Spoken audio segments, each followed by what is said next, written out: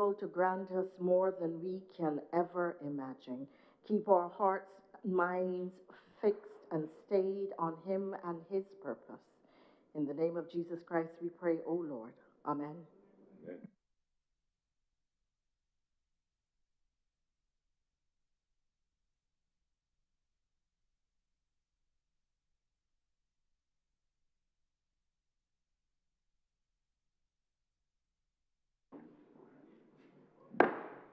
The Senate is in session.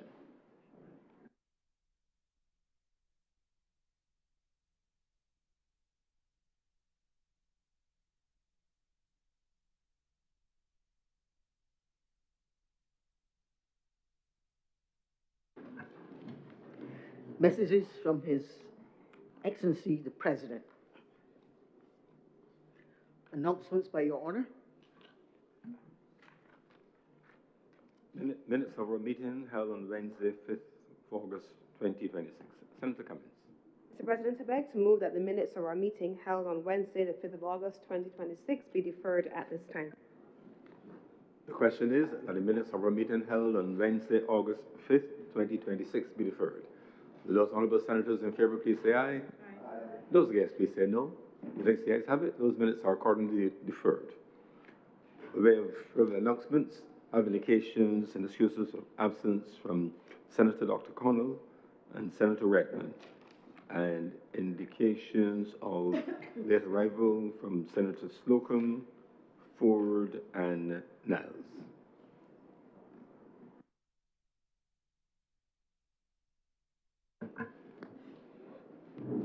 Presentation of petitions. Presentation of papers. Senator, the Honourable Lisa Cummins. Thank you, Mr. President. I am commanded to lay the following document: the agreement for the establishment of a conditional credit line for investment projects, CCLIP BA 00011, mains replacement and non-revenue water reduction program in Barbados.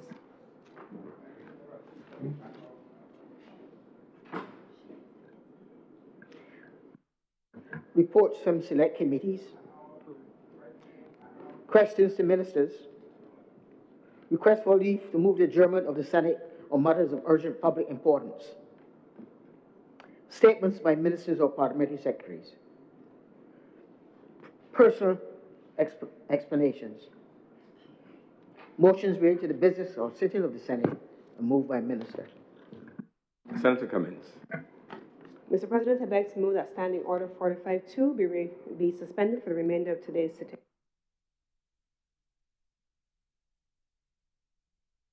The question is, the Standing Order 45-2 be suspended for the remainder of today's sitting.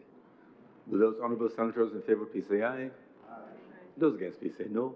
Methinks the ayes have it. Standing Order 45-2 suspended for the remainder of today's sitting. Introduction of bills. Senator Cummins. Mr. President, I'd like to give notice of the following bills: the Advanced Passenger Information and Passenger Name Record Bill 2026, the Domestic Terrorism Bill 2026, and also the Barbados Diamond Anniversary Honour Bill 2026. I beg also to give the first readings of the aforementioned bills.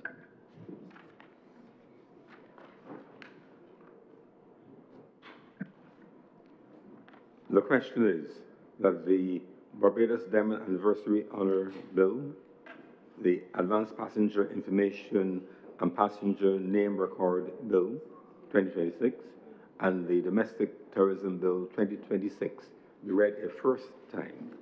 Will those honourable senators in favour please say aye? Aye. Those against please say no. Methinks the ayes have it. Those bills are accordingly read a first time. Senator Cummins.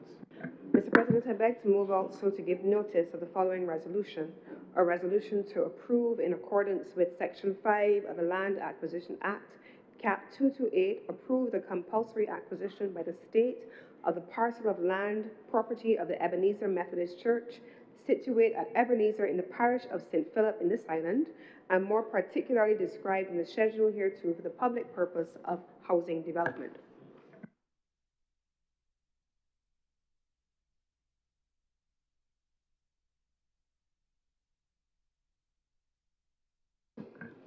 Public business is the order of the day.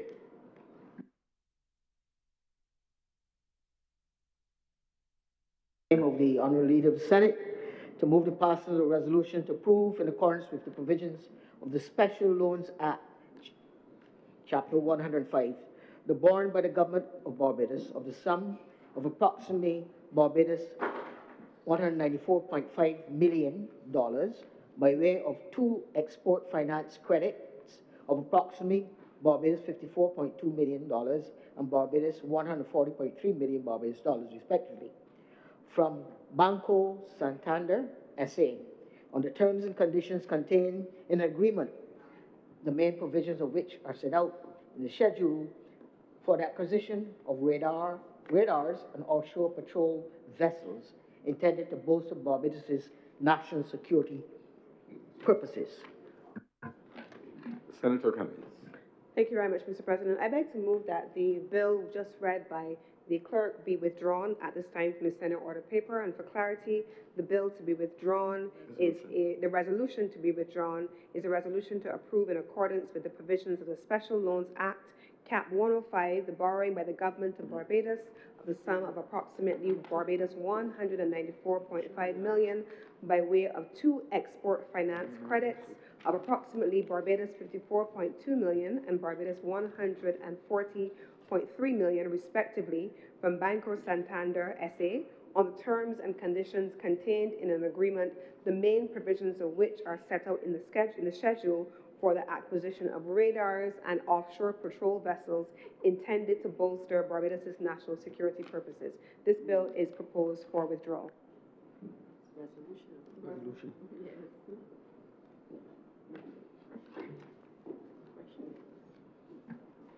The question is that this resolution for borrowing of Barbados $194.5 million under the Special Loans Act, Cap 105, be withdrawn.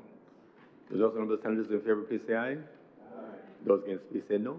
I think the ayes have it. The resolution is accordingly withdrawn. Order number 2, sir. Order number 2, in the name of the Honourable Leader of the Senate, to move the second reading of the Barbados Diamond Anniversary Honour Bill 2026. Senator, the Honourable Lisa Cummings. Thank you very much, Mr. President. Mr. President, this is a relatively brief but significant resolution that I wish to pilot. In 2000, when the world entered this decade, this century, Barbados at that time introduced the Barbados Centennial Honour, the BCH. At that point in time, through the Barbados Centennial Honour, we introduced a number of measures where we honored 100 Barbadians whose exceptional contributions helped to shape Barbados. We did so again in 2016 when we introduced the Barbados Jubilee Honour to commemorate Barbados' 50th anniversary of independence. And now, as we approach the 60th anniversary of independence in just a few short months, this is a replication of those earlier incarnations. And so this bill, very briefly, is to continue our tradition of having commemorative activity and commemorative celebrations at significant points in our history. In summary, the objectives of this anniversary honor, very similar to previous ones, would be to commemorate, obviously, as I've said, the 60th anniversary of independence and the 5th anniversary of our republic, to recognize a number of distinguished Barbadians, and 60 is the number, 60 members of the uniformed forces, including all uniformed forces, Barbados Defense Force, Police Service, Fire Service, Customs Service, Immigration Department, Financial Intelligence Unit, and so on, anti-terrorism, anti-corruption, but equally to have 60 outstanding Barbadians recognized for their contributions to the country in a number of areas: public administration, education, healthcare, community development, youth development, excuse me, business and entrepreneurship, agriculture and food security, science, technology and innovation, culture, heritage and the creative industries, sport, environmental stewardship, national security and emergency services, faith-based and charitable services, labor relations, international relations and diplomacy, and service to the Barbados diaspora. as a consequence of these areas where persons are going to be invited from the public to nominate individuals who are eligible to receive these awards. There's meant to be an extensive communications campaign to sensitize Barbadians both at home and abroad about the newest honor to celebrate our 60th anniversary. This is the bill before this honorable chamber, and I beg to move that this bill now be read a second time.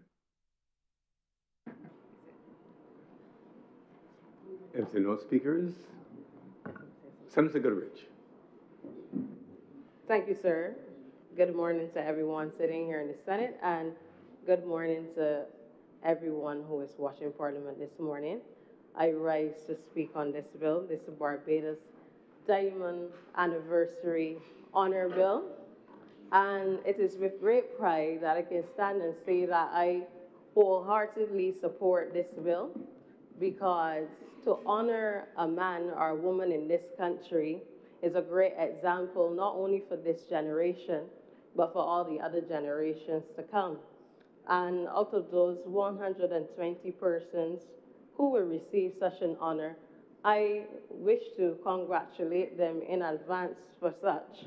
And one feature of this bill that I like is the fact that it encourages public engagement, because then members of the public will be able to nominate those individuals who they believe has exemplified great conduct and who are eligible in accordance with the bill under Section 5. So, Mr. President, I believe that when we think of persons such as the late Sir Garfield Sobers, who would have toiled and labored in this land and who's such a great example for us to follow, we can use them as an example of persons whose conduct has been so great to Barbados that persons will recognize such individuals internationally. When I think about the late Sir Garfield Sobers, I remember how there was a digital billboard in his name in New York City, and that is commendable. That means that he is a household name. And the individuals here who will receive this Barbados Diamond Anniversary honor, they will be a household name, Mr. President. And I believe that as we will be celebrating our 60th anniversary of independence here in this country, this is a fitting time for such. So I will not object to this bill at all this morning, because persons who toil and labor, they contribute to the success of this land. And I am a proud Barbadian, and I know that many Barbadians will be grateful to receive this achievement. So we are grateful for them, and I am grateful for this opportunity to say, sir, I am well pleased this morning. Thank you. This is my respectful submission. Thank you very much, Senator Goodrich.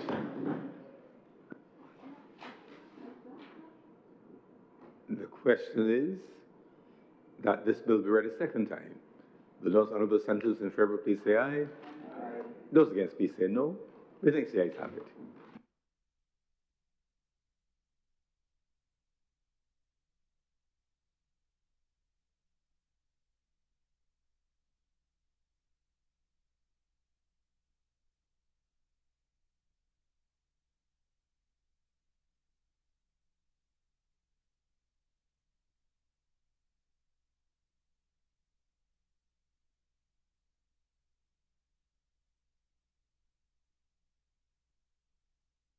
Mr. President, I'd like to move that you do not leave the chair and the Senate resolve itself into committee for further consideration of this bill.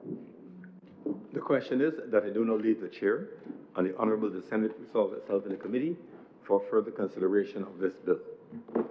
Those honourable senators in favour, please say aye. Aye. Those against, please say no. We think the ayes have it.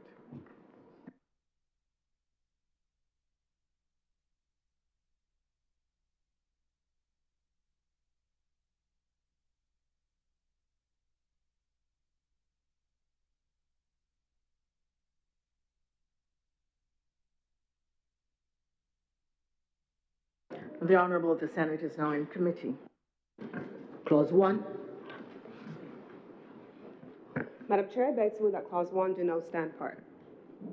The question is that Clause 1 do now stand part. Will all honourable senators in favour please say aye? Aye. Those against, would you please say no?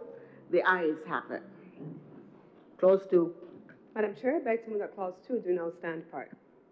Question is that Clause 2 do now stand part. Will all honourable senators in favour please say aye? Aye. Those against, would you please say no? The ayes have it. Clause 3. Madam Chair, I beg to move that Clause 3 do now stand part. Question is that Clause 3 do now stand part. Will all honourable senators in favour please say aye? Aye. Those against, please say nay. The ayes have it. Clause 4. Madam Chair, I beg to move that Clause 4 do now stand part. Question is that Clause 4 do now stand part. Will all honourable senators in favour please say aye? Aye. Those against, would you please say no? The ayes have it. Clause 5. Madam Chair, I beg to move that Clause 5 do now stand part. Question is that Clause 5 do now stand part. Will all honourable senators in favour please say aye? Aye. Those against, would you please say nay? The ayes have it. Clause 6. Madam Chair, I beg to move that Clause 6 do now stand part. The question is that Clause 6 do now stand part. Will all honourable senators in favour please say aye? Aye. Those against, would you please say no? The ayes have it. Clause 7. Madam Chair, I beg to move that Clause 7 do now stand part. The question is that Clause 7 do now stand part. Will all honourable senators in favour please say aye? Aye. Those against, would you please say no? The ayes have it. Clause 8. Madam Chair, I beg to move that Clause 8 do now stand part. The question is that Clause 8 do now stand part. All honourable senators in favour please say aye. Aye. All honourable senators against please say no. The ayes have it. Clause 9. Madam Chair, I beg to move that Clause 9 do now stand part. The question is that Clause 9 do now stand part. Will all honourable senators in favour please say aye? Aye. Those against, would you please say nay? The ayes have it. Clause 10. Madam Chair, I beg to move that Clause 10 stand part. The question is that Clause 10 do now stand part. Will all honourable senators in favour please say yea? Aye. Aye. No. And those against, would you please say no? The ayes have it. Report. Madam Chair, I beg to move that you do now report to His Honour the President the passing of one bill in committee. The question is that I do now report to His Honour the President the passing of one bill in committee.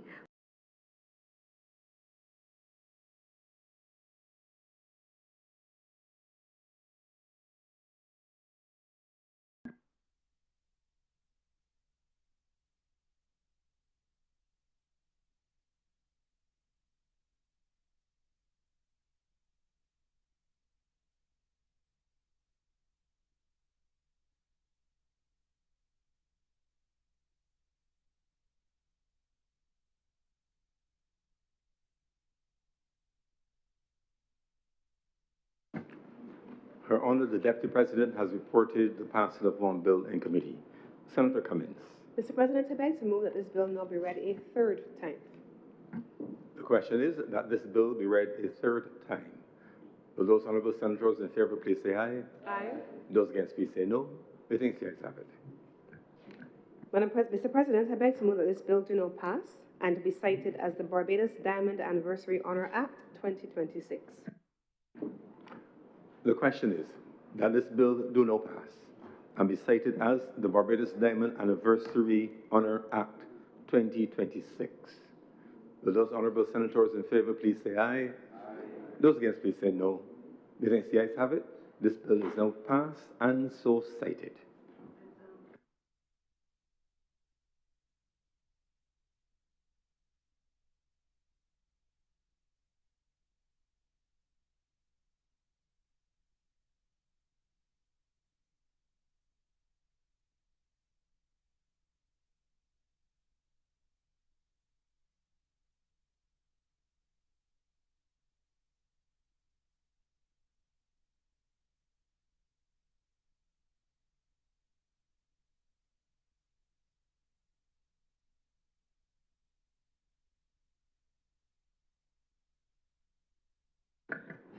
Mr. President, this concludes public business for today, and we will proceed to deliver tributes on behalf of the late Right Excellent Sir Gary Sobers for the remainder of today's sitting.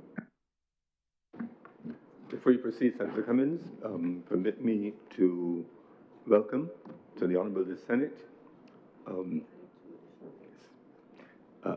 Daniel, son of Her Excellency Garfield, Genevieve, daughter of Her Excellency Garfield Sobers, Natisha, niece, and Anthony, great nephew. We're very happy to have you all here. Our deepest sympathy to you, and we certainly share in your grief at this time, but also in the celebration of an exemplary life which had such an impact, not just in our wonderful country, but the entire world. So welcome, and we appreciate your presence. Senator Cummins. Oh, sorry. Senator Archer. Mr. President, I rise today to lead the tributes in this honorable chamber for the Right Excellent Sir Garfield Sobers, National Hero of Barbados. Sir Gary was the greatest all-round cricketer the world has ever seen. But if we leave his story at cricket, sir, we do not truly play justice to the man that is a national hero of our island. Sir Gary changed more than scorebooks, sir. Sir Gary changed the attitude of our nation. A boy that came from the Bayland in Barbados that was still under colonial rule. He came from a working class home and lost his father at age 5. Black consciousness can sound like a big academic term, sir, but let me break it down today. It is knowing who you are and the history that stands behind you. It is understanding that your beginning does not decide your value, and that somebody else's opinion of you does not place a limit and is not, in true, a fact. For generations, sir, people that look like me and you were told to make yourself smaller. Don't stand too confident. Do not make anyone uncomfortable with your excellence and to know your place. So Gary knew his place all right. His place was wherever his talent, discipline, and character could take him. Whether it was in the road in the Bayland, whether it was at Kensington Oval, or whether it was at Lord's Cricket Ground in London, sir, Sir Gary was on top of the record books. Here was a black Barbadian from a working class community mastering a game that had reflected the old boundaries of race, color, and class. He did it with Caribbean rhythm, confidence, and style, sir. Confidence says, I belong. Arrogance says, only I belong. Those two are not the same thing, sir. Sir Gary gave us one of the finest examples of this when Brian Lara was closing in on his world record of 365 in Antigua in the year of 1994. That record stood, sir, for 36 years. Some people told Lara, don't break that record. So Gary went into the dressing room, and told him, go out and break it, sir. Records are made to be broken. When Lara passed 365, Sir Gary walked onto the field and embraced him. Think about that picture, Mr. President. The elder was not threatened by the younger man. The Barbadian was not jealous of the Trinidadian. He understood that greatness grows when the next generation goes further, sir. That record moved, but Sir Gary's stature did not shrink. In fact, it grew. And sir, that is black consciousness too. It is continuity between generations. The elder makes room. The young person respects the foundation. Each carries the work further down the road. Sir Gary kept showing up. His involvement with the Sir Garfield Sobers International Schools Cricket Tournament was never a name on a banner. For decades, it created opportunities for young cricketers, here and abroad. He went to primary school finals, watched the next generation at Kensington Oval, offered advice, but most importantly, sir, a national hero, a man that was knighted. He always remained available to the cricketers and the young people of this nation.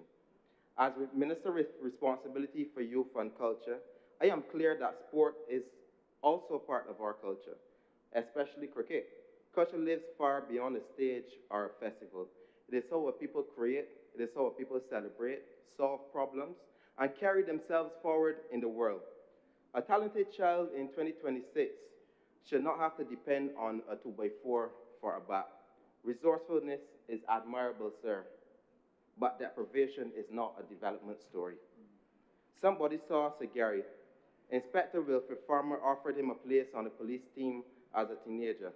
Sir Gary made his first class debut at age 16 and represented the West Indies at age 17.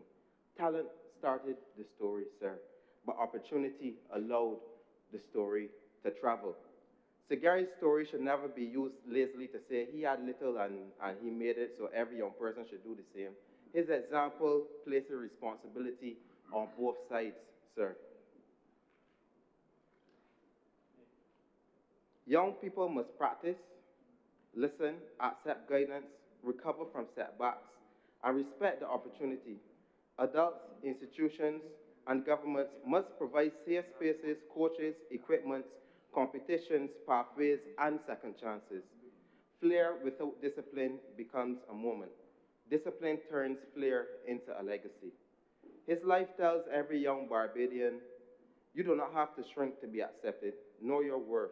Do the work. Stay open to guidance. But most importantly, carry others along with you. It also tells every adult, do not be afraid when the next generation approaches your record. Go onto the field and embrace them. To Sir Gary's family, his children, grandchildren, brother, and all who loved him personally, I offer my deepest condolences. Barbados shared him with the world, but we recognize that you have lost a father, a brother, and a loved one. The United Kingdom called him a knight. Barbados calls him a hero. History will call him one of the greatest ever. I want our young people to remember him as something else too, and that is proof. Proof that Black consciousness and Black confidence can stand beside humility. Proof that a small country can shape the world. Proof that culture can travel further than geography. Proof that records are meant to be broken, while legacies are meant to be continued, sir. Sir Gary has left the crease, but he has not left our culture, Mr. President. We may honor him by standing tall, working hard, making room, and carrying the next generation forward. May he rest in peace, sir. I'm obliged to you. Thank you, Senator Archer. Senator Maldo. Thank you, Mr. President. I know that as you see me stand, you would know that I have very little that I can talk about cricket because, in fact, one of the biggest regrets of my life is that I can say that I never saw Sir Garfield Sobers play cricket live. Because when I went to Harrison College in 1976, Sir Gary had already retired in 74, and that was the first time I actually entered upon cricket. Because while some people were at St. Catherine's or Empire or Wanderers or wherever playing cricket on the weekend, as you would know, sir, I found myself at Turner's Hall or Bushy Park or Stewart's Hill because it was a motorsport family that I grew up in. But, sir, there are just a couple of things I wanted to say. I am very proud to say that my life crossed paths with Sir Gary on two occasions. The first one was when I came back to Barbados after school in the late 80s, early 90s, and I picked up the game of golf. And when there was the old Sandy Lane Golf Club, Sir Gary would play there often. And from time to time, I might get paired with him to play. Never on his team, but usually against him. He had his regular group he would play with, and people like Sir Paul Altman and Richie Allen were regularly seen playing with him and remained his friend, Aubrey Choi, etc. But on this one occasion, I would like to tell you, I was playing against him. And the game was tight, and we were, 14, 15 holes in. And I stood over a putt, and it was about a 15-foot putt. And sir, I thought I could definitely make this putt. And just as I was about to hit it, Sir Gary said, Andrew, $20, you can't make that putt.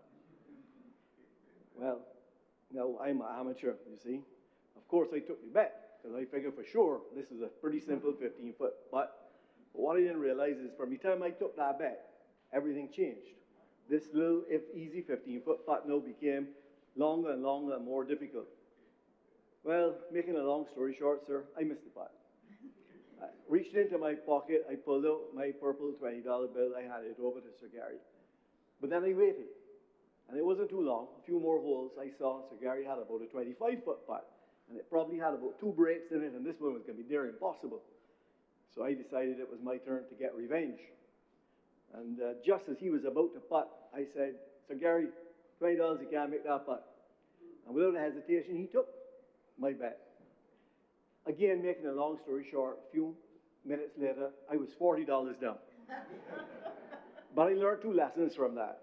Number one was that my 30-something-year-old self was no match for his 60-something-year-old professional athlete self. But more importantly, what I learned was that when he placed that friendly wager with me, everything changed for me.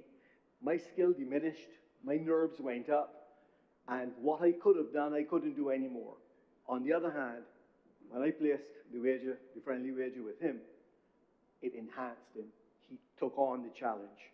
And I imagine that when he was standing up there to bat, as you mentioned, Senator Archer, at Lord's at that time in the world, and he was probably being sledged by the other side, he stood up even taller, and that brought out the talent in him. And I saw that day, and I learned from that. The second time I crossed paths with Sir Gary was, I was in England, involved in motorsport, and I met the owner of a Formula One team, an Indian businessman. And when he learned that I was from Barbados, he was extremely interested about Barbados and so on. And eventually we started to talk about cricket. So I tried to keep up with him. But he was the owner of an IPL team as well. I didn't know that. I couldn't keep up with him. But eventually, what I really understood was he asked me, he said, "But do you know Sir Gary?" I said, "Well, I play golf with him." Well, with that now, I became his best friend because he saw perhaps this was a way for him to meet Sir Gary was through me. Anyhow, the conversation developed a bit further, and ultimately, making again another long story short, that gentleman came to Barbados to take on and buy the first CPL franchise in Barbados that they had, the Barbados Tridents. But he told me he would only do that if I could assure him that he would meet Sir Gary. So I called the one person that I knew that might be able to do it, which was Stephen Farmer, Wilfred Farmer's son. And he arranged it, and I told the gentleman, Sir Gary has said to me that if it will help Barbados cricket, if it will help West Indian cricket, he will be there. And Sir Gary came, sir, to a little restaurant in St. Lawrence Gap where the launch was. And my friend, the Indian billionaire, the owner of a Formula One team, the owner of an IPL team, the owner of many businesses around the world, I don't think that night he blinked once. He was in absolute awe. And what I learned that night, sir, is that when we talk about brand Barbados and we talk about Barbados punching above its weight in the world, you cannot talk about that without talking about Sir Gary and how brand Barbados is interwoven with people like Sir Gary Sobers. I learned that night. I probably should have known it before, but it came home absolutely clear to me. Brand Barbados, and Barbados would not be anywhere where it is today without Sir Gary Sobers, Sir Garfield Sobers. So the last thing I would like to say, and I felt almost like Senator Archer had stolen some of my thunder here, but I want to honor the theme of opportunity, because the story that you told, Senator Archer, that is well documented, goes back apparently to when Sir Gary, Gary Sobers, a boy in Bayland, was noticed by Dennis Atkinson and Wilfred Fee Farmer, as they call it.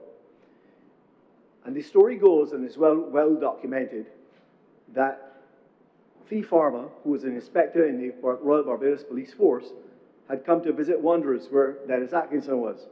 And Wanderers at that time was based in the Bayland.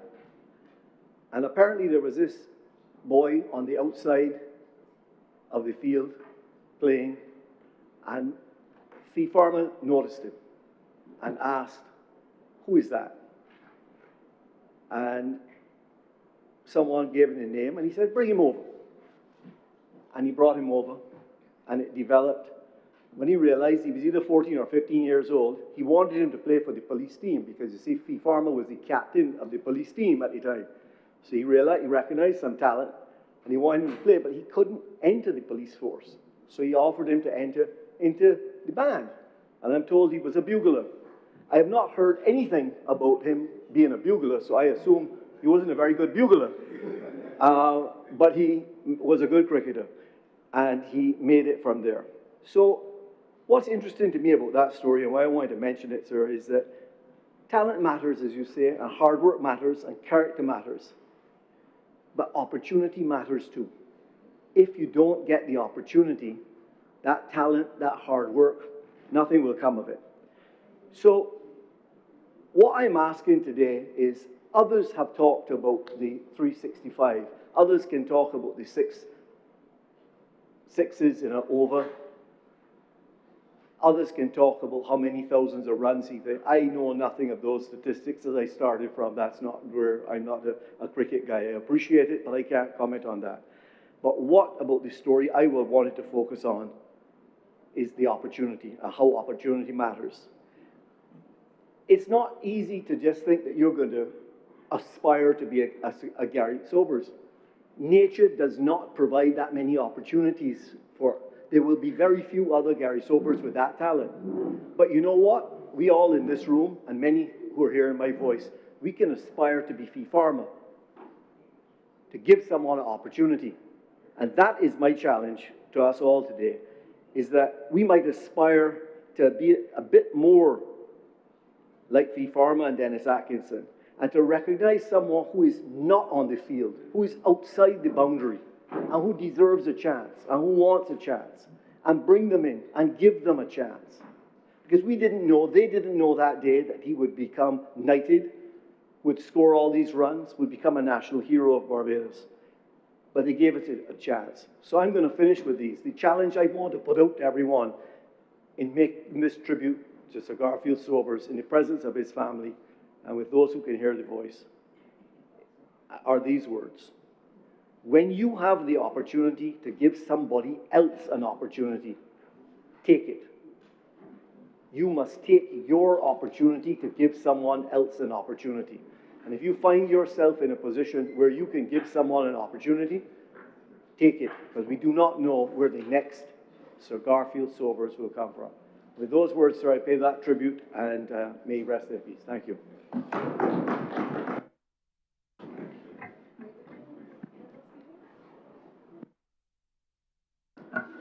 Senator Goodrich. Yes, thank you once again, Mr. President. This morning, I rise with pleasure to just give honor to the Right Excellent Sir Garfield Sobers. I must first say that he was born on the 28th of July in 1936. And it is a pleasure of mine because I too am a July born. And we share that in common. And Sir Garfield Sobers, he was a cricketer of the West Indies at age 17. And any young man, Mr. President, watching on and watching cricket in those times, they would have admired him.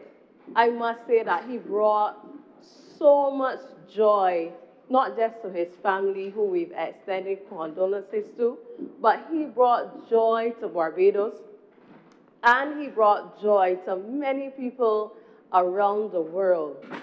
He has sacrificed himself for country. He is one who put the country above self. And that is why Sir Garfield Sobers, the late Sir Garfield Sobers, is such a great example for any young person who is watching on to follow. Because many a time, people will have the idea that, you know, sports may not take you far. They may be from our culture or from different mindsets in society. But when you think of Sir Garfield Sobers, you would recognize that he opened the doorway for many people in society, not just the youngsters, to believe in themselves and to believe that sports can take you out of Barbados to make a great name, not just for the country itself, but worldwide. And, Mr. President, I want to say that when I looked at his biography, and I see that he would have scored 8,032 runs at an average of 57.78.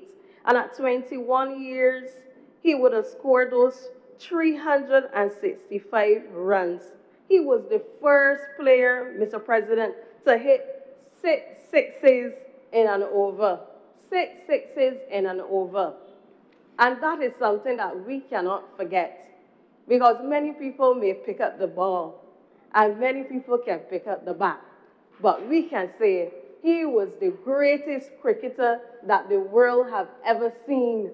Because that is something that we've heard growing up in our houses, and it is something that is stuck in our memories. And his name shall live on. He has sowed the seeds, and I know that he has reaped the harvest. So it is with great pleasure that I can say he is one that will never be forgotten. And it is the memories that live on in our mind. It is the memories that will live on in our country. When you look and see how we can commend people such as the late Sir Garfield Sobers by creating a statue for him, I would say that too shall live on. When we can go to that statue and look and see the greatest cricketer that Barbados has ever seen, a greater cricketer for the world. And not only was he an individual who liked cricket, it is my understanding that he was great at golfing too. He was great at basketball. So the late Sir Garfield Sobers, he had many talents. So that shows you the love that he had for sports. It shows you the example that he would have led for us to live on and say, but not just cricket. That's not all that he did. He had great conduct. He had a keen interest in other sports. He was one that when you look at his record, you can see, but look, there are many that would take long to walk in his shoes. Yes, at one point of time, Brian Lara did break one of the records, but never mind that. We still remember every score, every wicket, every time that he took up the bat and he hit the ball to score those 6 sixes. We remember him. We admire Sir Garfield Sobers, and we will always remember the persons who have surrounded him in the country. We remember his lovely family who are sitting here today. And I must say, stay strong.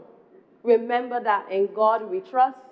And as long as we pass this time, our name has lived on when we have sowed greatly into such a great country as Barbados. So, to the family, my sincere heart goes out to you, and I thank you so much that your bloodline carries such a commendable and great man as Sir Garfield Sobers. Thank you. Thank you very much, Senator Goodrich. Senator King. Thank you, Mr. President. I want to start by saying that today, we don't mourn. Today, we honor. We gather not only to remember, but to learn. And we gather not only to speak about Sir Garfield Sobers and the great things that he did, but today gives us an opportunity to learn from his life. Sir, humility, consistency, respect. These, I observe, are the pillars upon which his legacy rests. Sir Gary's humility was not an act. It was genuine. He stood before the world's greatest crowds, yet never placed himself above the smallest child. He wore honors and titles, yet never allowed them to weigh heavier than kindness. Humility, consistency, respect. He reminded us that greatness is not measured by applause, but by how one treats others. Day after day, year after year, Sir Gary showed us that excellence is not a moment, but it is a habit. He worked with discipline, with focus, with quiet determination. He proved that talent without effort is wasted, but effort with humility becomes greatness. Humility, consistency, respect. His work ethic was a sermon without words. He treated all people equally, from heads of state to strangers on the street. His courtesy never wavered. He saw humanity first, titles second.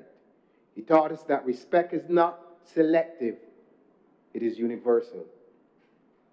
This was his creed, lived daily. He loved the game of cricket. Sir Gary never kept knowledge to himself. He mentored, he guided, he encouraged. He reminded young athletes that talent must be matched with humility, discipline, and respect. His advice was not only about cricket, it was about life. He gave freely, and in giving, he multiplied greatness.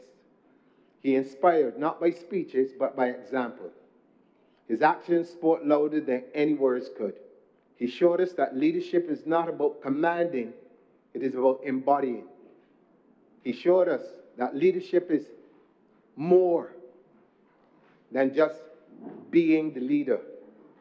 Generations have been moved to dream bigger, to stand taller, to believe in themselves because of what he did, not merely what he said. His life was his message. And as we bid farewell, let us remember, yes, records will be broken, trophies will gather dust, statistics will fade into history, but kindness endures. It always does. Respect endures. Inspiration endures. Sir Garfield Sobers, National Hero of Barbados. On behalf of a loving nation, and I can say this on behalf of my father, because growing up in England, I had the privilege of watching my father and other Barbadians talk and walk in a completely different way whenever the West Indies cricket teams came to England. And I know firsthand what seeing Sir Garfield Sobers do on this cricket field meant for those people. And I don't think if you have not had the British experience, that many of us in this room will really understand what West Indies cricket meant then to those persons who moved to England in the 50s and 60s. And I want to take this opportunity to just pick up on one thing that was said by two individuals who really we should pay attention to. Brian Lara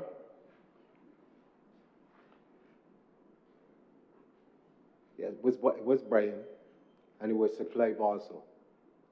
They made the call for us to establish some sort of a cricketing academy somewhere where those young cricketers can have the experience of having that wealth of knowledge and proper training and all the other things that goes with making a good cricket team.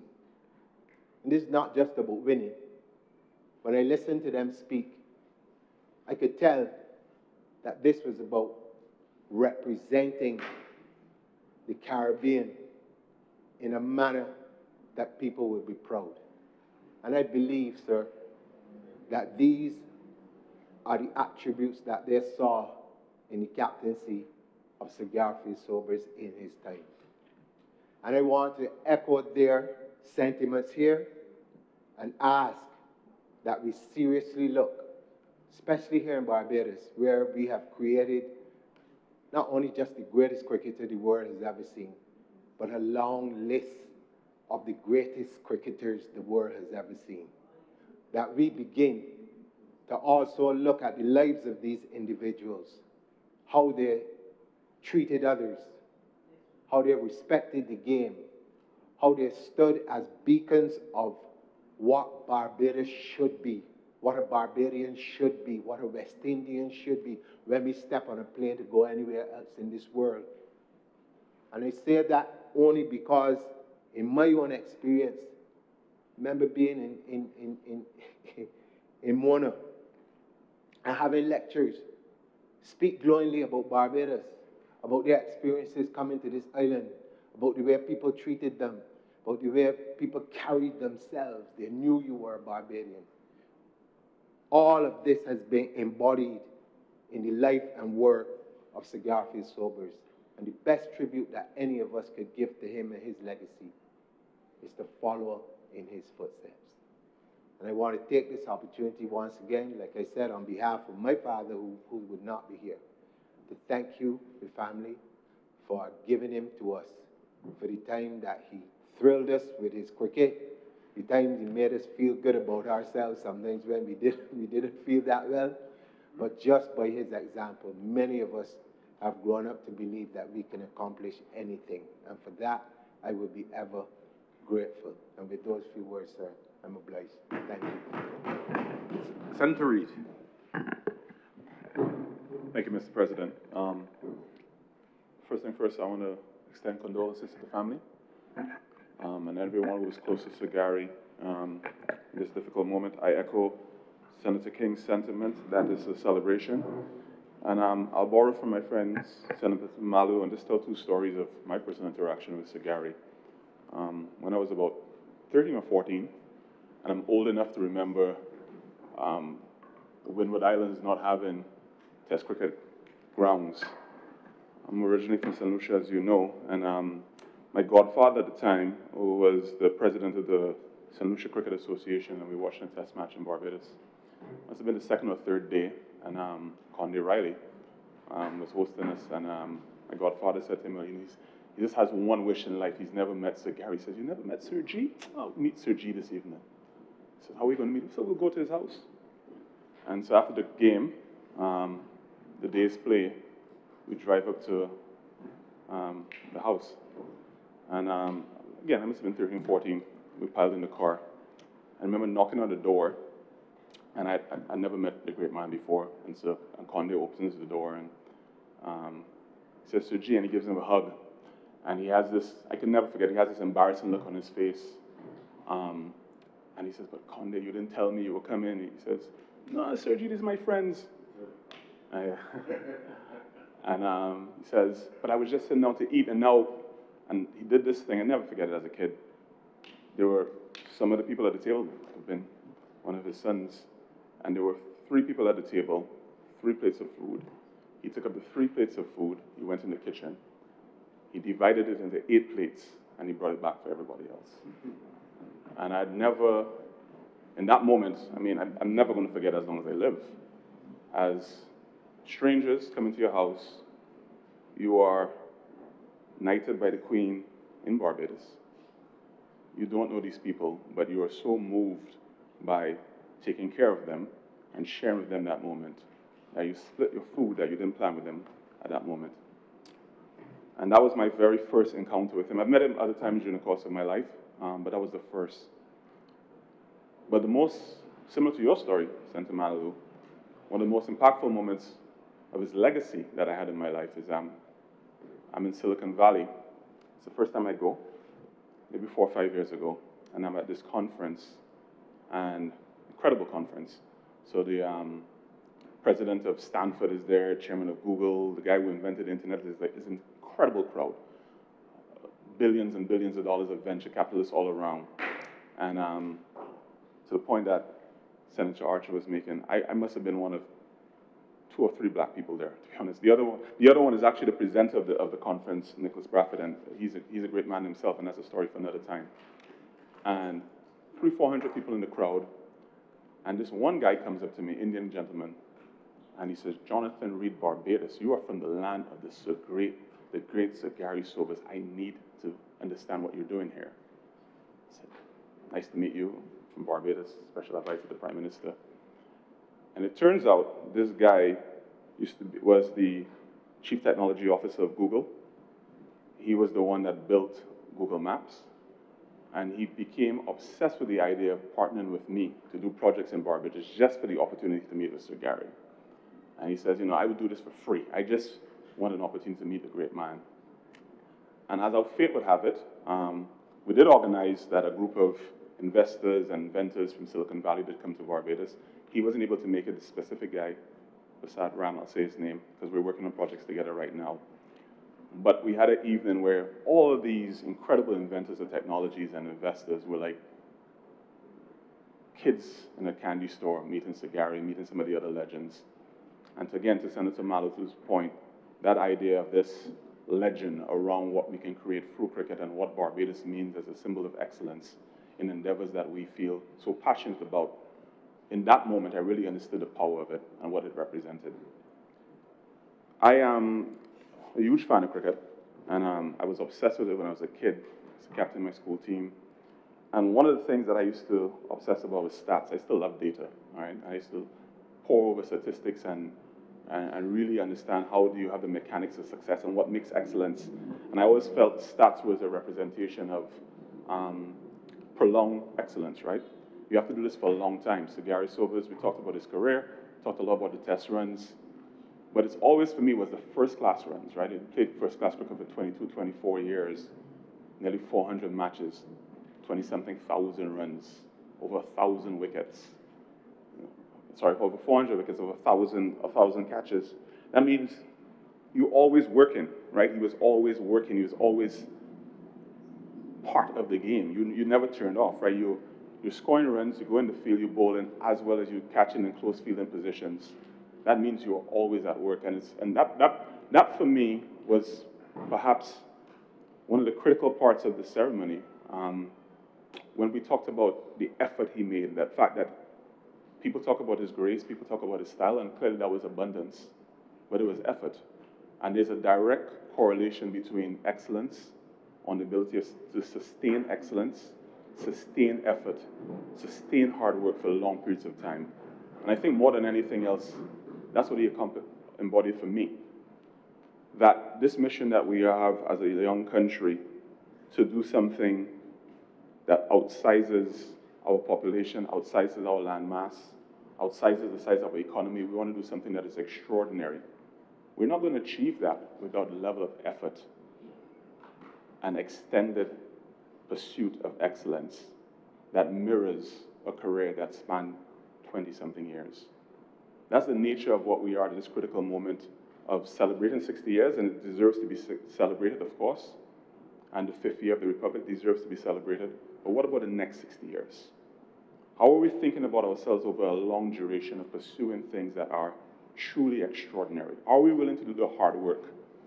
We talk about the 6 sixes. Do we talk about the injuries? Do we talk about the broken bones? Do we talk about the suffering, the process, the ability to go through pain to be able to pursue something that's extraordinary?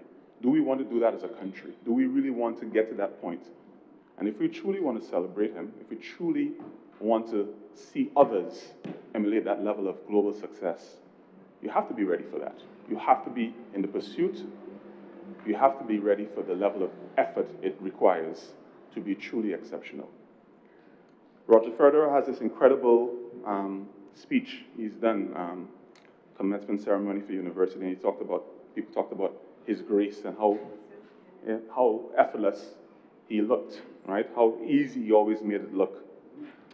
And he said he didn't like when people described his style as easy, that it was the work, it was the effort that it took to win those games. And we're in a moment of time where our celebration of him should be down to how do we think about this path to put in the next level of work to get in our country where we need it to get to. And in this moment, where we are all channeling a level of focus around what we want to see our country to be, we have a great example in him about what we can become. So With these few words, again, I want to spread my condolences to the family, send the condolences to all that love them, and really refocus on this next stage of Barbados development to encompass what he represented: excellence, effort, and vision and purpose. To you, I'm obliged. Thank you very much, Senator Reid.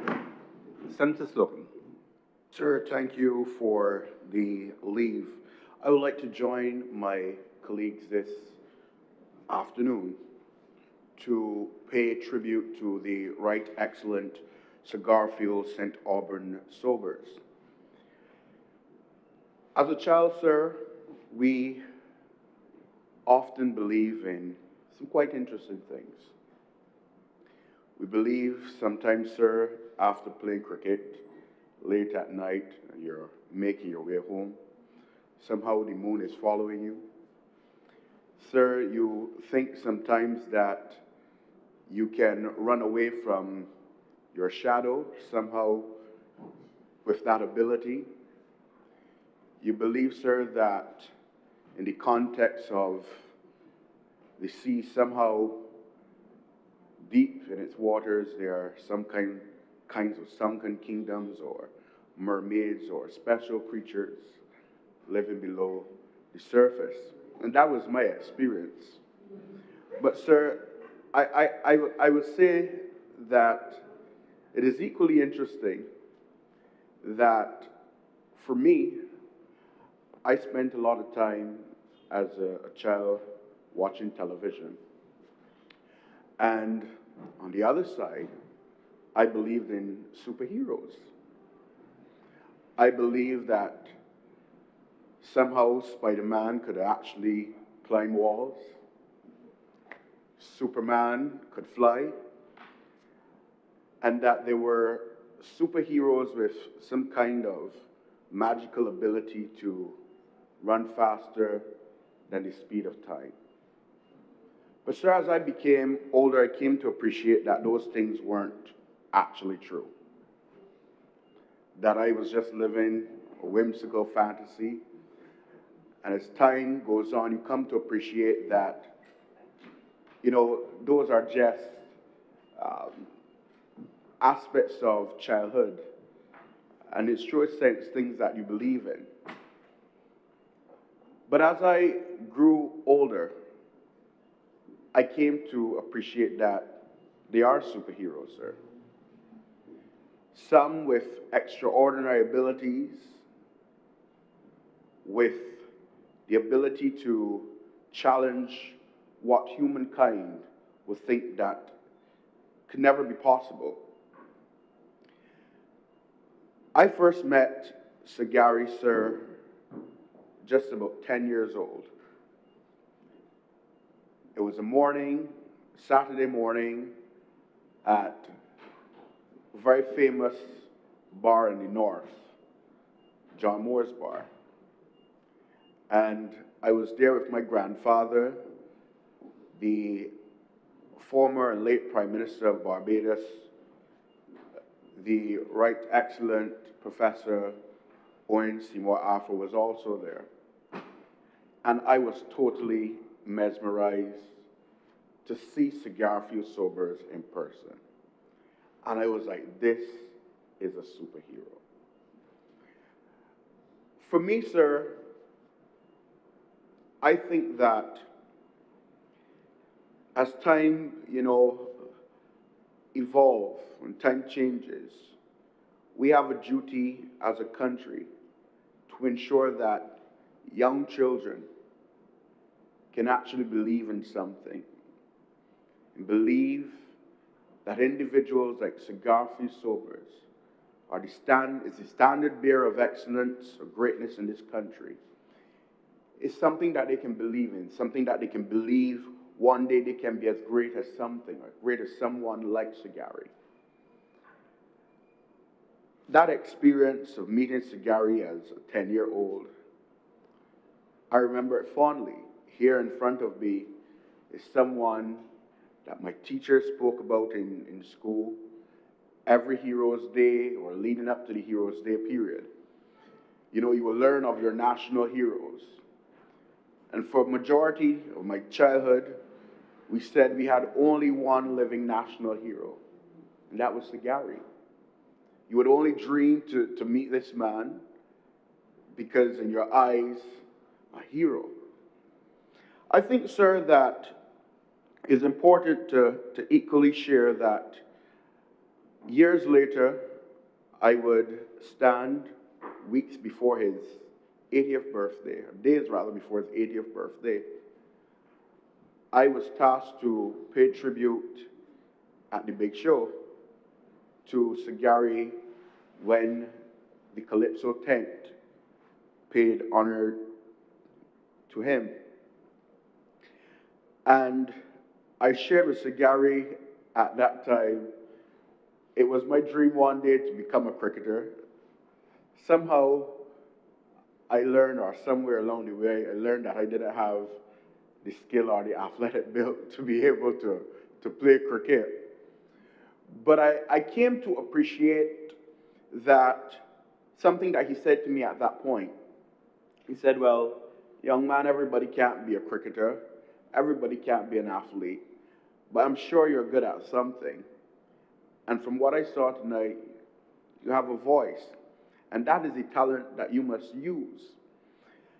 And those words stuck with me for quite some time. Because as we stood on stage, he responded to the tribute. We had quite a great conversation afterwards, and see him interact with the Calypsonians and the entertainers there. You can see the level of respect that everyone paid to Gary. Sir, but what happened later in my life was, over the last couple of years, I somewhat became involved in cricket.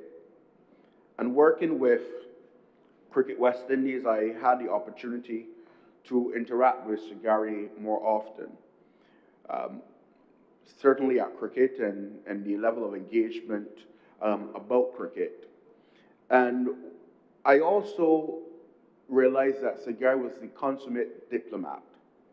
He had a way of saying things that, you know, the average Barbadian would, or the average individual would see it to be harsh, but he was quite smooth in the way he shared his opinions. And I often had some conversation with him about cricket and the direction of the sport, the regional sport.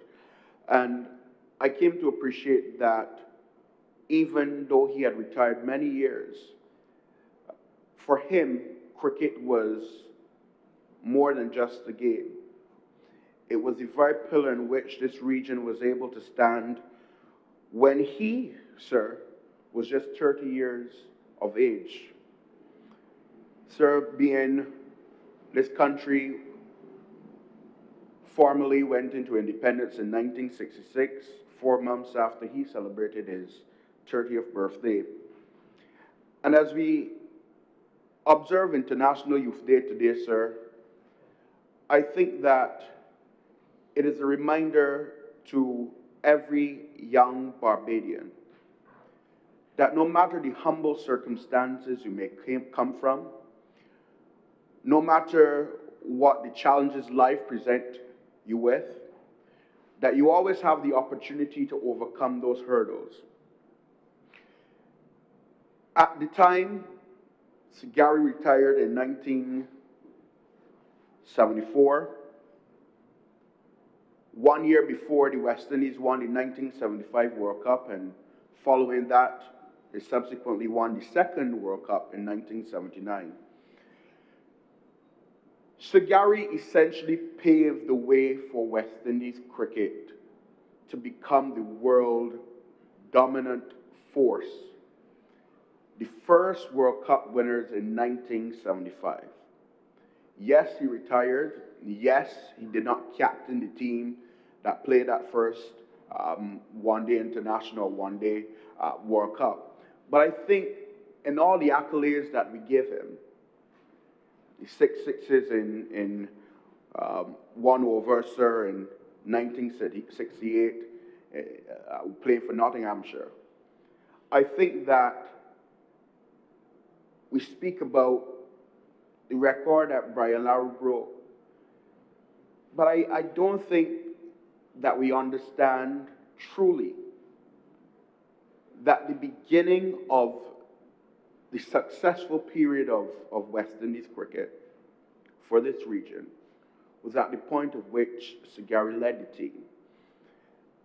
And the charisma that we see with Viv Richards walking out the field with that level of swag when they color up, you know, when we look at the way in which Clive Lloyd led the team and his style of leadership, a lot of these cricketers of that era would have fashioned some part of Sagari and made it their own. Sir, as I close, I just want to take this opportunity to encourage Barbadians across the length and breadth of this country to recognize the opportunity that you have. Sir, the Barbados Film and Television Association, which I have the pleasure to lead, over a year ago we began discussions with the family, Daniel in specific, his son, about exploring the way in true film we could take to the wider world that legacy. Because while we recognize that this is the world's greatest cricketer, and that the story of, in sport, football in specific, Pelé, you will see documentaries and films about him.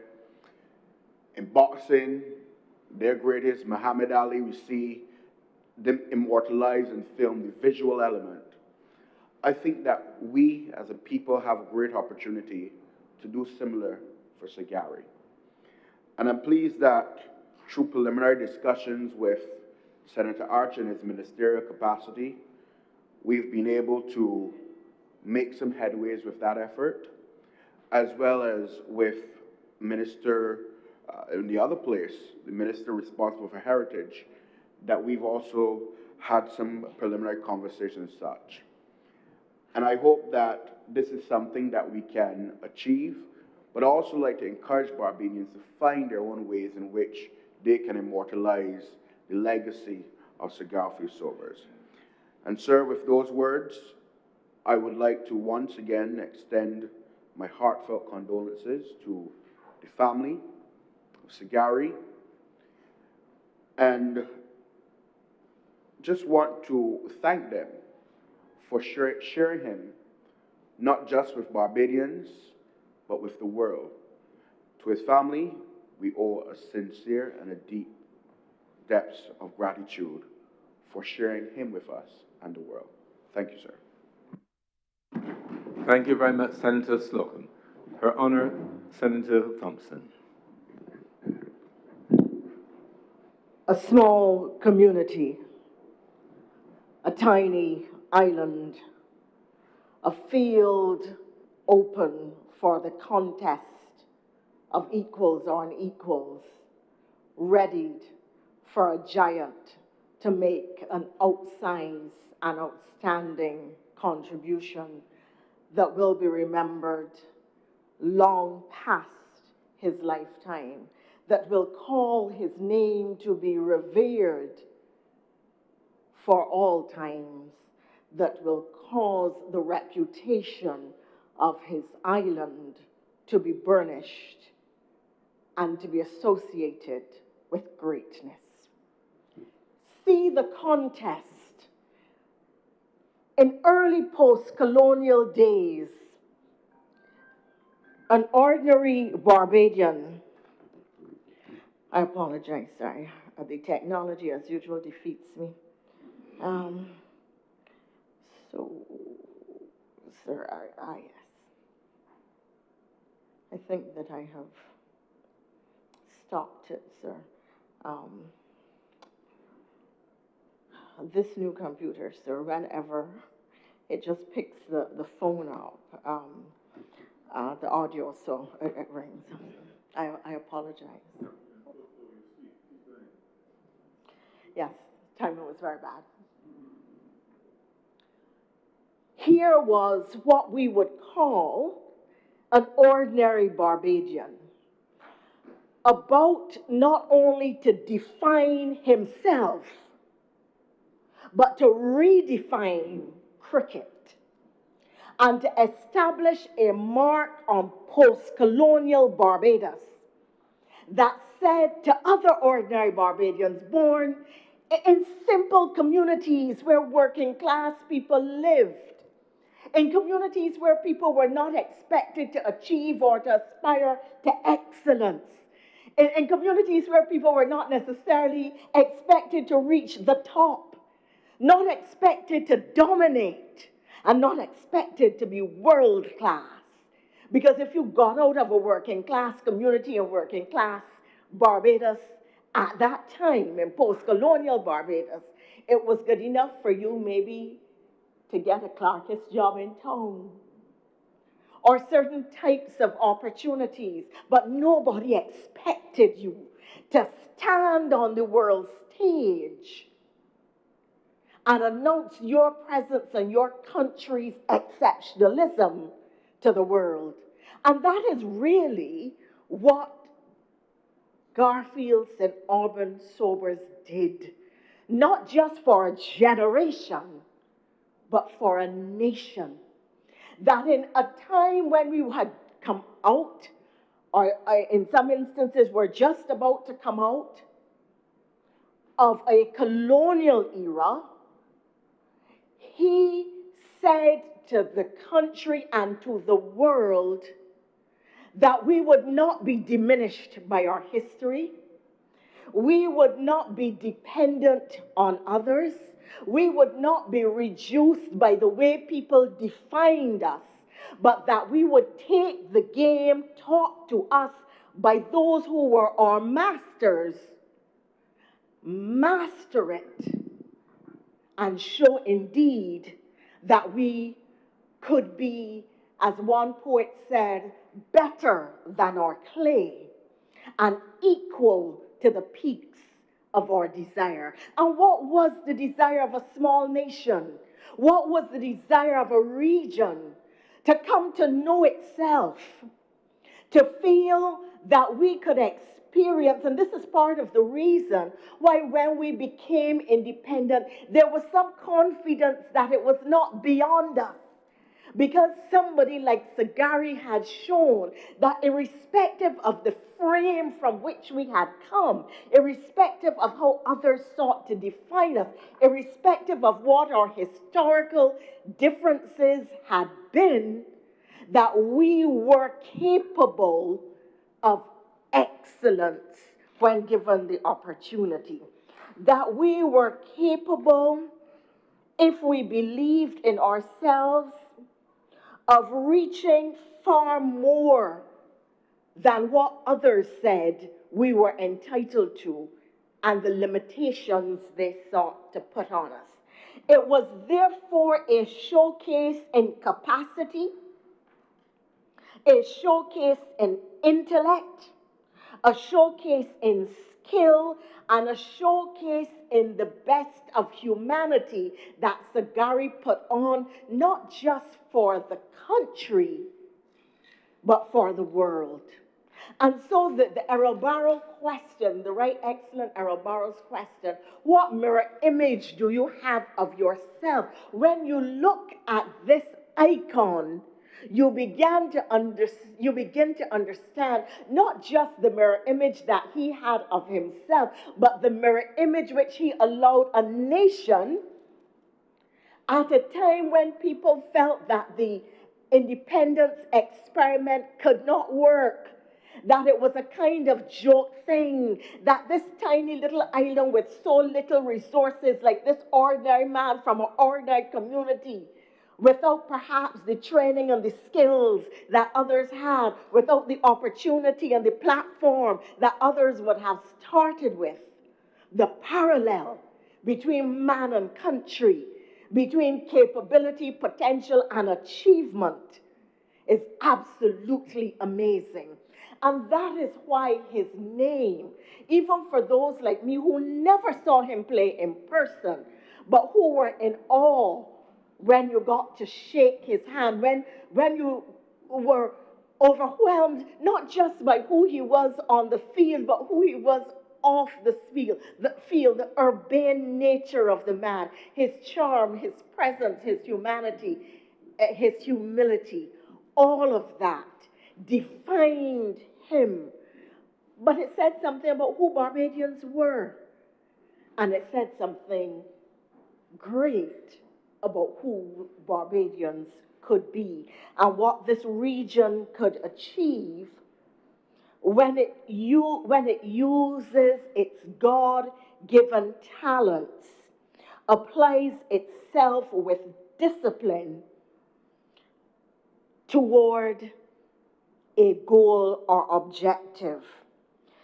Because it wasn't only that a small island and ordinary people were capable, it was that they could become the personification of excellence and the best that the world had seen and had to offer. It was an important lesson in self-definition as a people and clear instruction in self-definition at the national level. He came to help us understand, to cause us to appreciate not just who we were, but who we could be and what we were in fact capable of. The lessons that he taught us were not just important historical lessons that caused him to be labeled and respected and celebrated as a national hero. For a long time, we may start to ask ourselves as a nation, how do you truly honor a national hero? How do you celebrate the legacy of a national hero?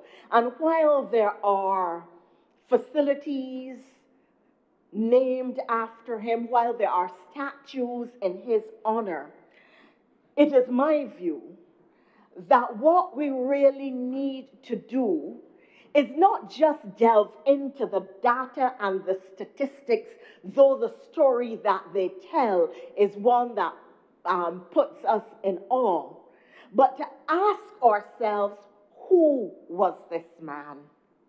What were his defining features and attributes and characteristics as a man, as a person, and as an athlete?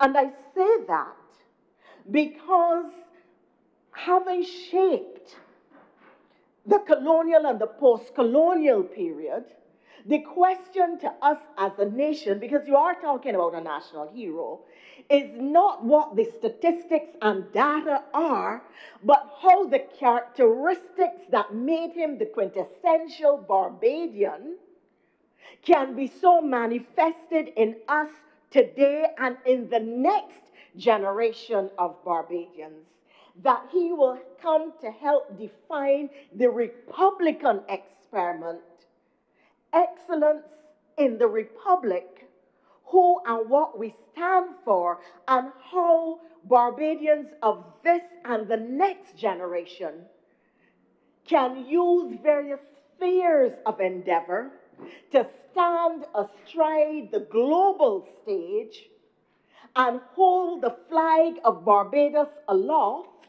not merely in their hand, but through the skill and the characteristics that they manifest, and do it in such a way that the world turns in awe, in respect, and in acclaim of the individual and of the country. Because Sagari had not just a love for the game and a sense of the moment when he got to the crease, but he understood his responsibility to the nation and the region. And it is an important lesson today where so many of us want to pursue our rights but fail to act on our responsibilities. And that is why Sagari stands tall and will continue to do so. He acted with the responsibility to the reputation of the nation and a region that he had come to symbolize as a dominant figure, challenging a colonial history, defying a past that had been forced on us, and declaring that we are capable of the best, of excellence, and of creating examples that others for years would try to follow. How do we embrace and emulate this example? How do we hone the skills or the defining characteristics which were his in such a way that we then ourselves can offer to country and to region lessons that endure, examples that will be followed, and legacies that will be celebrated? What is a Barbadian and what represents the best of Barbados? And what made Sagari so typically both of those? A Bajan, but the best of Bajans, the best of Barbados. The collar up, the characteristic walk, became the way that a lot of young men then chose to wear their collars and walk. He established new style, but he did it by being his authentic self, not by emulating anybody else, but showing that he could innovate, by showing that he could dominate, by showing that he could be different, but still master that which was before him. Our country owes a debt of gratitude to this national hero. But it is not a gratitude that will easily end, because the example is one that if we take it apart to look at what made the man, not how he did play the game, but what made the man, because it was the man that made the difference. And it was the characteristics and skills and personal attributes that the man brought that defined the moment and created the history and built the legacy. And we owe it as a nation to learn those lessons, to understand what made him distinctive.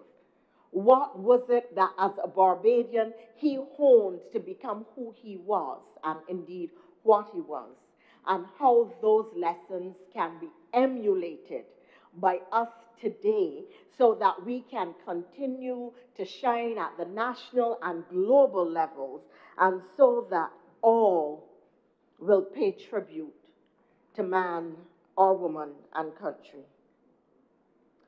A family grieves and we grieve with you. A country mourns, and rightly so. We honor a legacy, but we embrace the lessons of excellence and the perfection of example and discipline that caused him to become a national hero. And we salute a life heroic and well lived with gratitude. I'm much obliged.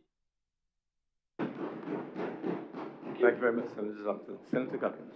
Thank you very much, Mr. President. I rise to wrap up this phase of the tributes, and I want to express appreciation to all of the honourable senators who have spoken today. We heard first from Minister with responsibility for youth on Youth Day, and I deliberately asked for Senator Archer to anchor the discussion today and to lead off with the speeches. One, because of the day that it is, but two, because as we planned the state funeral and put the arrangements in place, one of the things that we thought was important for us as a nation was to ensure that Sagari Sobers at 89 years old would set a pathway that others would follow. And it is on that basis that you've heard the Prime Minister in the other place speaking about the journal for 365 days, mapping the number of runs that are iconic for him. But when we conceptualized that, the concept brief was captioned, inspired to aspire. And it was because we wanted to have our young people following in his pathways. And so it is on that basis that the Minister with responsibility for youth now, and at the time of the state funeral, he was then Minister with responsibility acting for sport. I'd asked for him to anchor today's discussion. Former Minister of Sport, Senator John King, followed, and it was important for him, not just as former Minister of Sport, but also former Minister with responsibility for heritage and a former Special Envoy for Heritage, to anchor that. The representative from one of the opposition member parties, Senator Karina Goodrich, I want to thank her for her contribution and her exaltation of Sagari, and so too for the very personal speech delivered by Senator Malalu. Obviously, having presented that in a way that captured both cricket and golf, that was an important part of the conversation, because what many people may not know was that as we were planning the state funeral, we worked together not just with the Barbados Cricket Association to have the Guard of Honour for cricket, but we also attempted to integrate the golfers, because golf was such a huge part of who Sir Gary was, and we wanted to make sure that that had been integrated. We were unable ultimately on the day before to include the golfers and the golf bats, just because the aesthetics of it didn't quite work with the two together, but also because we knew we were bringing home the West Indies cricketers overnight, and we needed to be able to create a space for them. But golf was as much a part of his life as cricket was, and so I want to thank Senator Malalu. Senator Jamal Slocum, in his comments, also spoke obviously about the history of cricket, and he is no stranger to the work being done by Cricket West Indies, and so I expect that he would have brought that perspective to bear into his contribution, and I want to thank him for that. And then ultimately, Senator Reid, of course, connecting those who serve now in different spaces with the legacy of Sagari and then what that has meant for Barbados, and then bringing it home. We had Senator, Madam Deputy President, Senator Elizabeth Thompson. I want, as I close, to begin by again pointing out that Sagari was a family man. He was a father to Matthew, to Daniel, to Genevieve. He was a grandfather to many. He was an uncle and a great uncle to others, a brother, a sibling. He was all kinds of things to all kinds of people, and you shared him with a nation.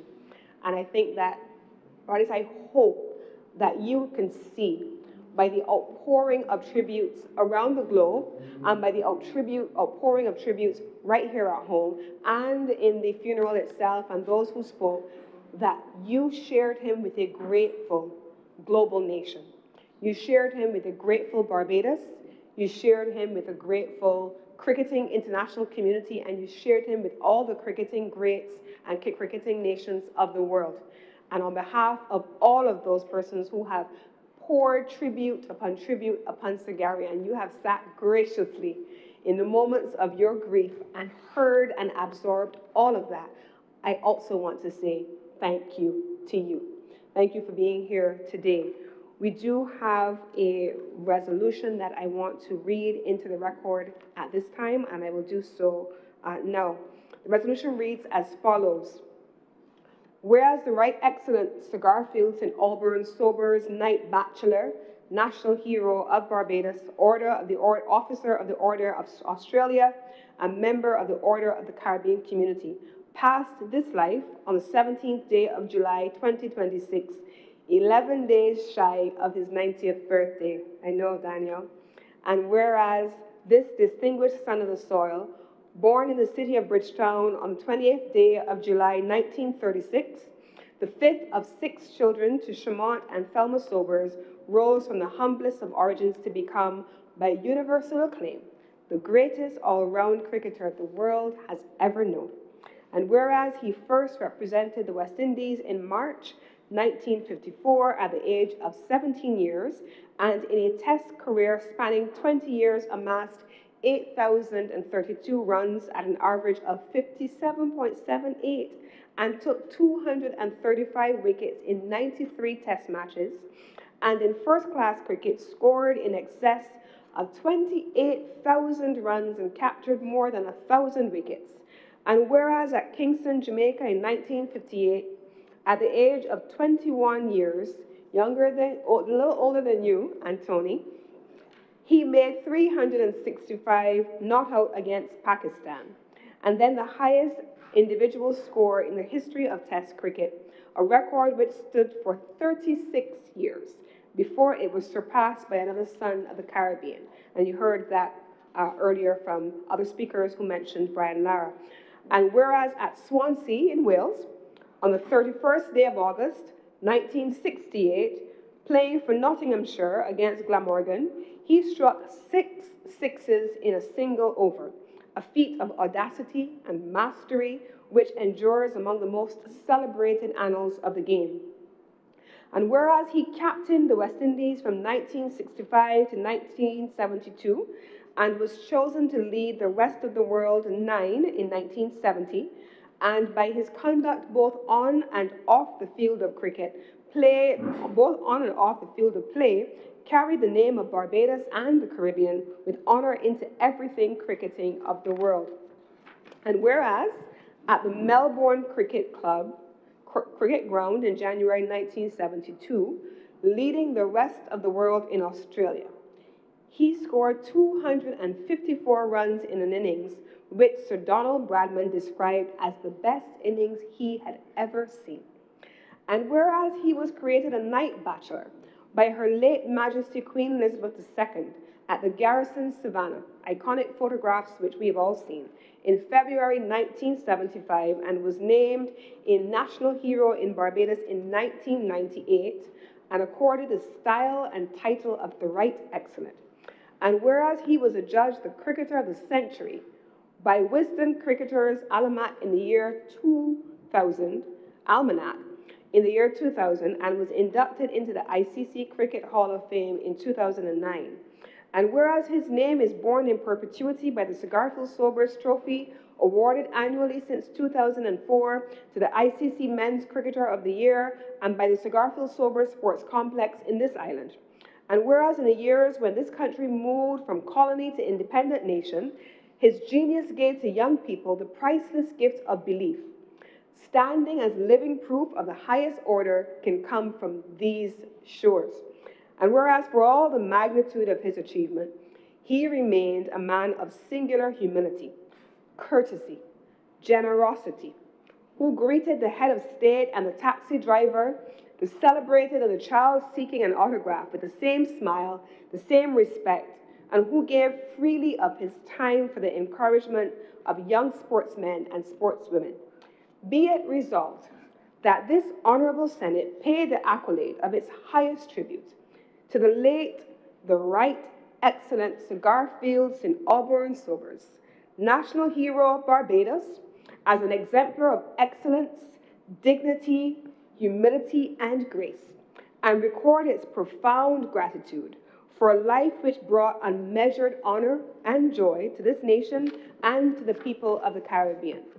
And be it further resolved that this Honourable Senate share the sorrow felt by a grateful nation and extend its deepest sympathies to his children Matthew, Daniel, and Genevieve, to his brother Cecil, to his other relatives and friends, and wish and express its wish that they be comforted by the memory of a life lived selflessly and in service to his nation and to his people.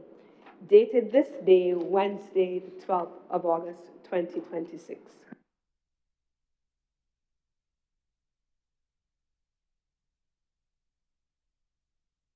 At this time, Mr. President, I beg to move that this resolution do now pass. Before I put the question, allow me to associate myself with the remarks made by all the honourable senators and to say very briefly that I had the honour, along with Her Honour Senator Most Honourable Elizabeth Thompson, of being in the Cabinet in 1998 when we moved to introduce national heroes. There was great debate, great research, the question of what would be the criteria for national heroes. Many were of the view that the only national heroes should be those who are long dead, because they can no longer do anything to undo what they've done before, or that those who are maybe 50 years, 100 years removed can dispassionately look at their contribution, etc., etc. There was, however, one solid point that everyone could gather around, that cigar field sobers, very much alive, very much well, had, like the other 9 that we identified, not only be outstanding in their own right, but what was important to qualify as a national hero was that your actions were such as to influence the course of the nation, as in the case of Bussons, Randy Adams, etc., etc. And this resolution, indeed, as it ends, in the case he lived a life selflessly and in the service of his nation and his people. And indeed, I believe there's a piece written called A Nation Imagined.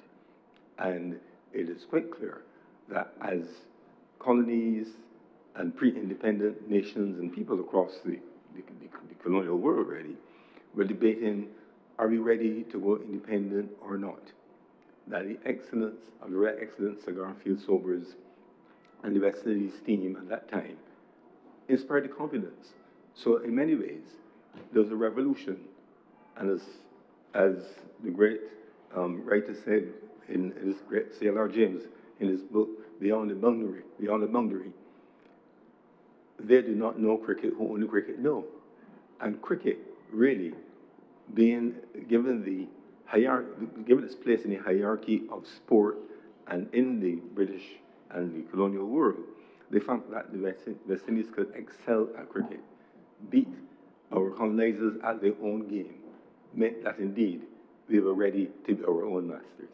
And therefore, we at that time, Senator Thompson, had no hesitation to identify among the 10 national heroes, one living national hero, the Right Excellent Cigar Field Sobers.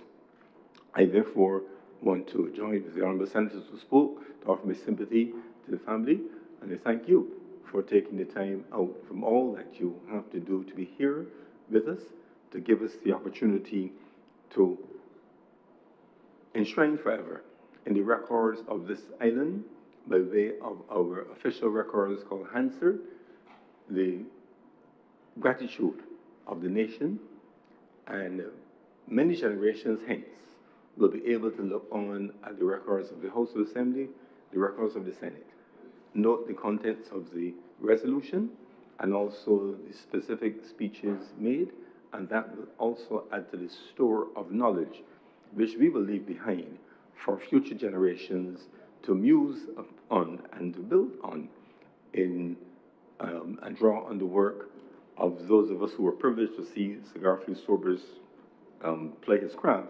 They will not see it, but they will know from the depths of the emotions captured in the records of our Parliament the great contribution which the Right Excellent Cigar Fields and Auburn Sobers has made to this nation and to the civilization of the world. The question is that this resolution do not pass. Will those honourable senators in favour, please say aye. Aye. Those against, please say no. Methinks the ayes have it. This resolution is therefore passed.